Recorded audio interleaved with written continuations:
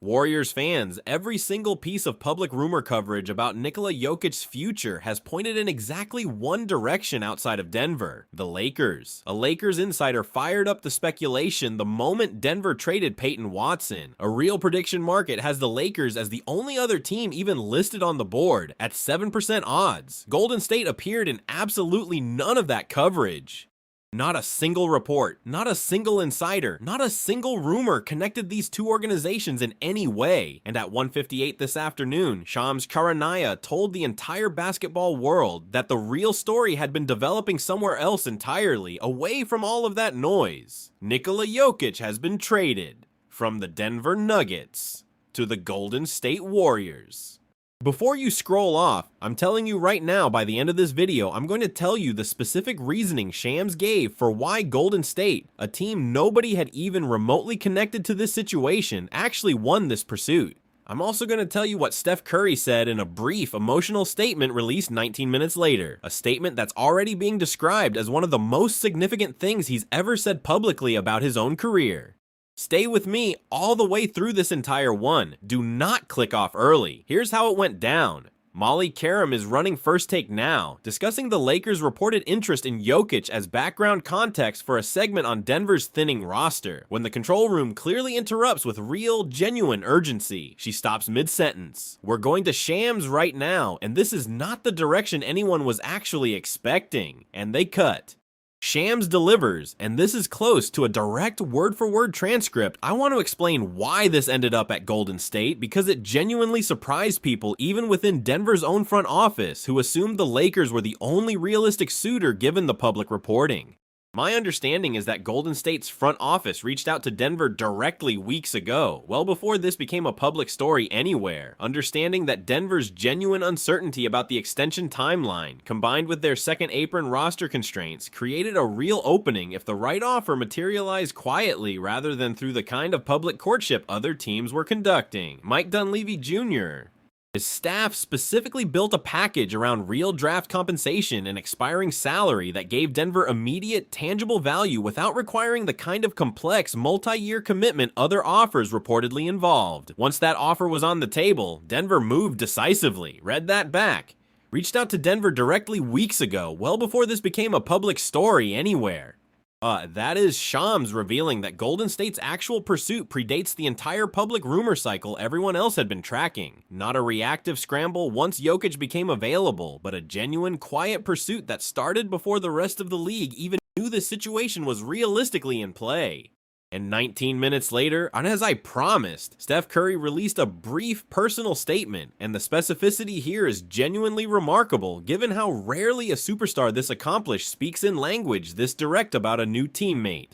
I've spent my entire career being asked what it would take to add a genuine second superstar to this specific system, and the honest answer has always been someone who makes the right basketball play more often than literally anyone else alive. That's exactly who's walking through our door. I've admired this man's game for years, and I genuinely can't wait to build something with him. Read that back. Someone who makes the right basketball play more often than literally anyone else alive.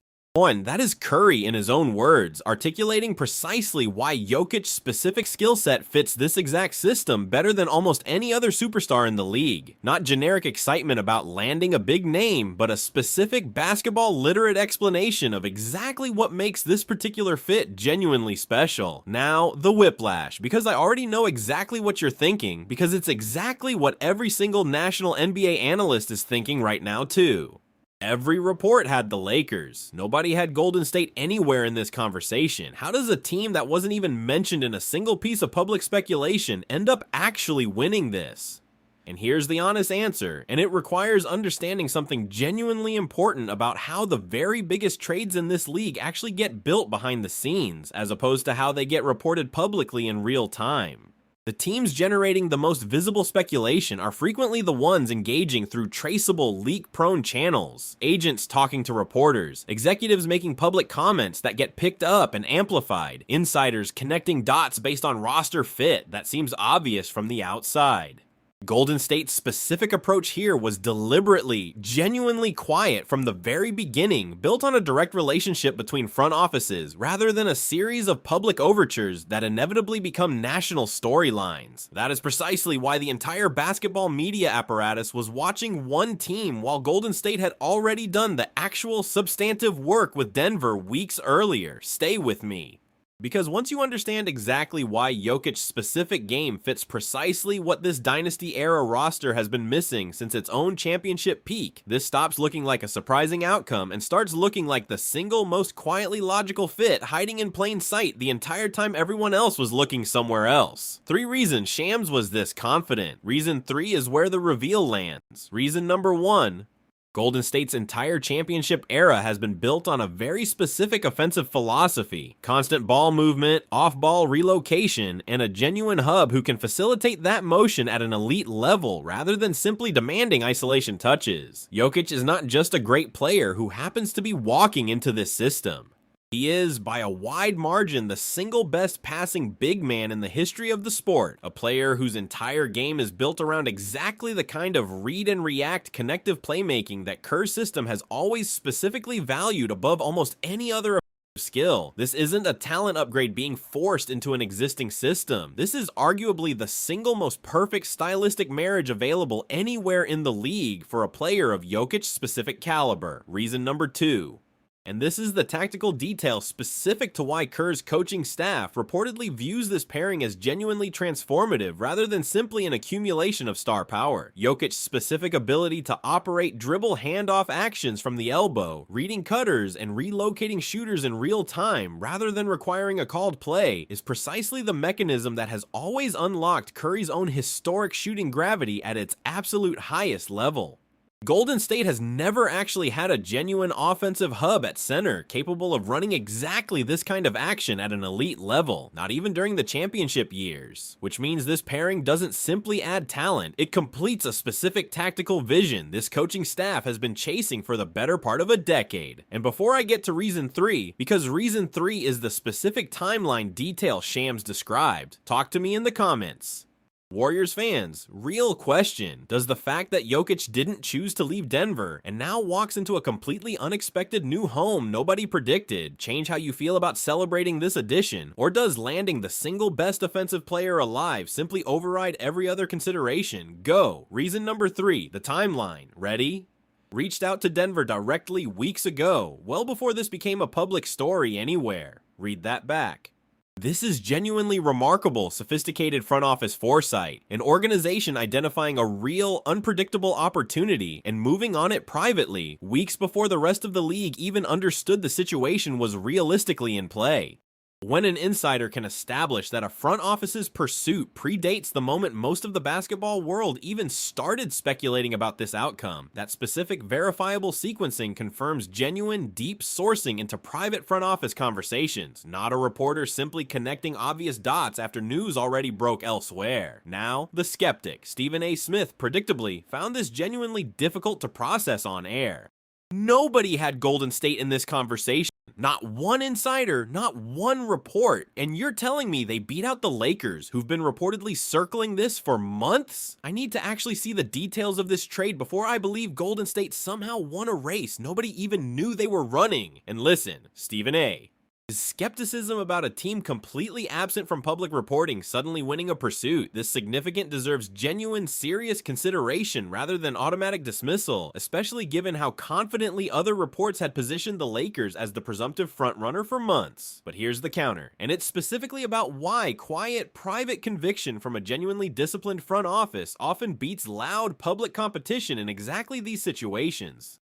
Golden State's front office, across this entire championship era, has a well-documented, decades-long track record of identifying and landing exactly the kind of complementary talent that makes an already great roster genuinely historic, often by moving early and privately rather than waiting for a public bidding war to develop and drive up the actual cost. The specific detail that Golden State's outreach predates the broader Jokic rumor cycle entirely is exactly the kind of evidence that separates genuine, early conviction from a team simply scrambling to catch up once a star becomes publicly available. Here's the part of this story with real, genuine human weight to it. Nikola Jokic has spent his entire career with a single organization, delivered them a championship, and repeatedly publicly stated a desire to remain there for the rest of his career. Today, through circumstances entirely outside his own control or preference, he becomes the centerpiece of a trade to a franchise in a city he never specifically campaigned for, walking into a completely different system, a completely different roster, a completely different version of his professional life than the one he spent years publicly describing as his actual desired future. But I owe you the honest risk here too.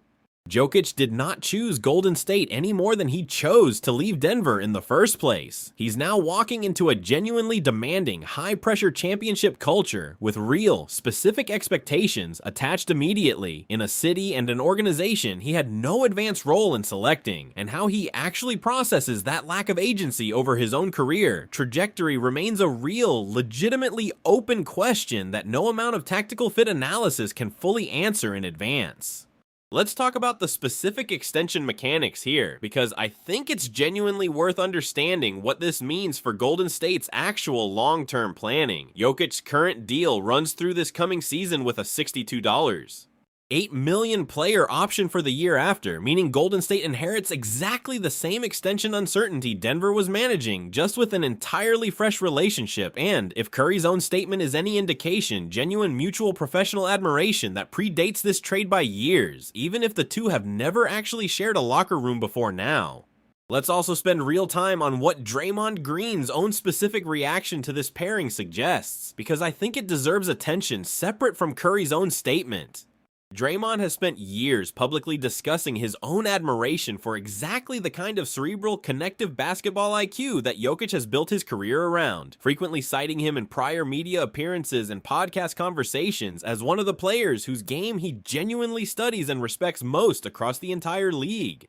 That specific pre-existing basketball admiration from Golden State's own defensive and emotional anchor adds real additional weight to how seamlessly this pairing might actually integrate once real, live competitive minutes begin. Let's also talk honestly about what genuinely has to go right here, because I don't think it's responsible to only sell the excitement without addressing real, legitimate concerns. Jokic is walking into a genuinely aging core, Curry at 38, Draymond at 36, and while his own specific game complements rather than duplicates what those two already provide, there's a real honest question about how quickly a roster with this much combined experience and mileage can actually gel around a genuinely new offensive infrastructure this significant, especially with real live regular season games approaching fast and relatively limited practice time to actually install a system this fundamentally different from what Denver was running. Let's also address what this specific move means for the rest of the Western Conference, because a trade this significant reshapes the entire competitive landscape well beyond just the two organizations directly involved. Every single other contender in this conference now has to genuinely recalibrate their own championship odds, understanding that a roster many had already written off as past its realistic peak just added arguably the single best offensive player alive to a system that might be more perfectly suited to his specific skill set than almost any other situation in the entire league. Let's also talk about what happened to Denver's own return package in this specific deal, because it's worth understanding both sides of a transaction this significant rather than only the Golden State perspective. Real draft compensation and expiring salary gave Denver exactly the kind of immediate, tangible asset value their own second apron roster construction desperately needed, allowing this front office to genuinely reset their financial situation while still retaining real flexibility to build something new around whatever roster remains once this transition officially takes effect. So let me bring it home.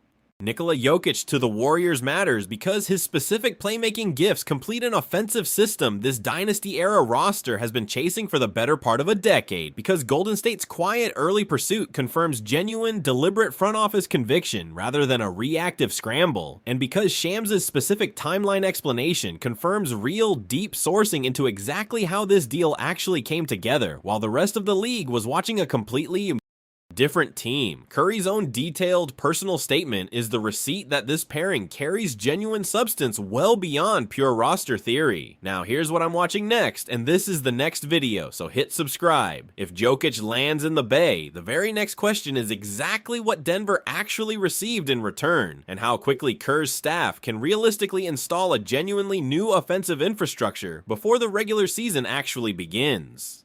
I've got a read on it that will surprise you. For now, comments, likes, subscribe. Dub Nation. Everyone was watching Los Angeles. The real deal was happening somewhere else the entire time. Wild Autumn. Let's actually go deeper on the specific Peyton Watson trade that preceded this one, because understanding that transaction properly is essential to understanding why this Jokic deal actually happened at all. Denver moved Watson, a genuinely promising young wing, for what amounted to a modest package of draft picks, a move that immediately drew real, pointed criticism from fans and analysts alike who questioned exactly what direction this front office was actually building toward. That specific trade is exactly what triggered the renewed wave of Jokic trade speculation across the entire league, with virtually every single report and every single insider assuming the Lakers were the presumptive frontrunner given their own publicly reported interest. Golden State's front office, according to Shams, was watching that exact same situation develop, but chose to act privately rather than let their own interests become part of that same public conversation everyone else was having. Let's also spend real time on the specific second apron mechanics that made this entire situation so combustible for Denver in the first place, because most fans genuinely underestimate just how constraining that specific luxury tax threshold actually is for real roster construction. Being the league's only team operating in the second apron meant Denver faced severe restrictions on trade flexibility, salary aggregation, and genuine roster building around Jokic through conventional means. Watching the reigning conference contender with the best player alive get systematically hamstrung by their own financial structure, rather than genuinely competing for another title, is exactly the kind of institutional dysfunction that makes a front office start seriously entertaining even its most painful options. And it's exactly the specific vulnerability Golden State's front office identified and moved on before anyone else fully understood how real it actually was. Let's also talk about what David Adelman, Denver's head coach, now faces heading into this season, because his own position deserves real, direct attention.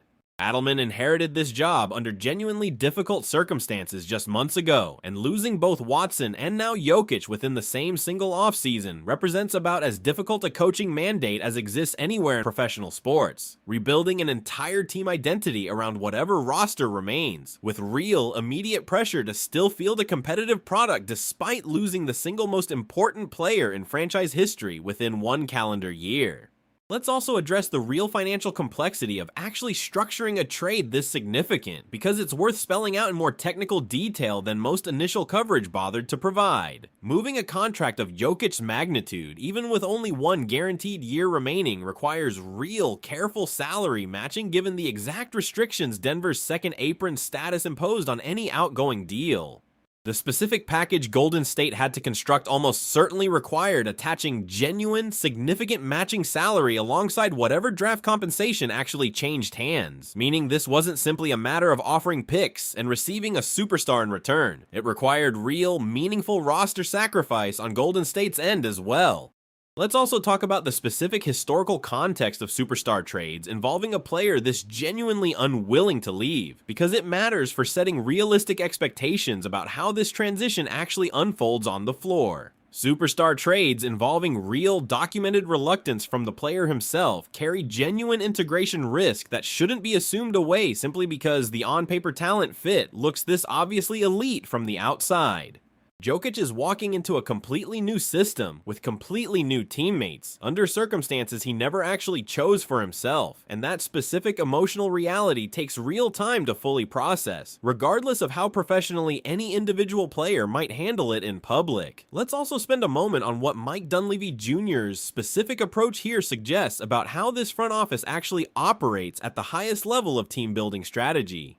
This is a front office that has, across this entire championship era, consistently valued genuine, quiet conviction over public, reactive star chasing, and landing arguably the single best offensive player alive through exactly that patient, private approach represents one of the most consequential moves in this organization's already legendary history. Whatever you think about the specific circumstances that made Jokic available at all, there's no denying that this front office identified and executed on an opportunity almost every other team in the league either missed entirely or assumed wasn't realistically available to them. Let's also talk about what genuinely happens to this roster's actual on-court identity heading into training camp, because it's worth spelling out concretely rather than discussing it only in the abstract. This coaching staff spent an entire offseason building specific sets and a specific defensive scheme around the roster as it existed just this morning. All of that work now has to be genuinely reconsidered in real time, with training camp already underway and real preseason games rapidly approaching.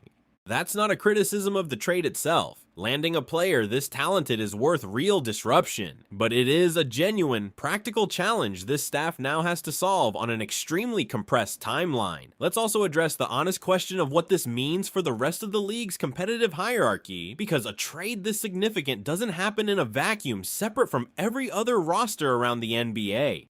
Every single other contender now has to genuinely recalibrate their own championship odds, understanding that a team many analysts had already quietly written off as past its realistic championship peak just added a 3-time MVP to a system that might be more perfectly suited to his specific skill set than almost anywhere else he could have possibly landed. Let's also spend real time on the specific irony embedded in this exact trade, because it's genuinely worth sitting with for a moment beyond just the pure roster analysis. Jokic built his entire legendary reputation specifically on loyalty, humility, and a genuine disinterest in the kind of superstar drama that's defined so much of this league's recent player movement era. That a player who so deliberately positioned himself as the anti-superstar ends up at the center of exactly the kind of quiet, behind-the-scenes blockbuster that most fans never even saw coming, landing with a franchise nobody had publicly connected him to at any point, is a genuinely strange, almost novelistic turn for a career defined by its specific refusal to follow the typical superstar script that so many other stars in this league have followed before him. Let's also talk honestly about how Jokic himself is likely to actually respond to this, based on everything we know about his personality and public track record across more than a decade in this league. He has never been a player who publicly airs grievances or creates drama, even in situations that would give most stars ample justification to do exactly that. The far more likely outcome, based on his entire established pattern of behavior, is that Jokic processes this privately, shows up to Golden State's training camp on time, and simply goes about doing his job at an elite level, regardless of how he genuinely feels about circumstances that brought him somewhere he never specifically campaigned to go. Let's also address what this means for Jokic's own extension conversation going forward, because it's worth understanding how this trade actually resets that entire clock for a completely new organization. Golden State now inherits the exact same leverage question Denver was managing. Will Jokic actually sign a long-term extension with his new team, or does he view this forced transition as reason to genuinely test unrestricted free agency once his contract situation eventually allows it? That specific uncertainty doesn't disappear just because the jersey he wears has changed. If anything, a player moved somewhere he didn't choose might reasonably feel less obligated to make any immediate long-term commitment, at least until he's had real, meaningful time to evaluate the actual situation on its own genuine merits. Let's also talk about what specific role this pairing could play in reshaping how the league itself thinks about roster construction going forward.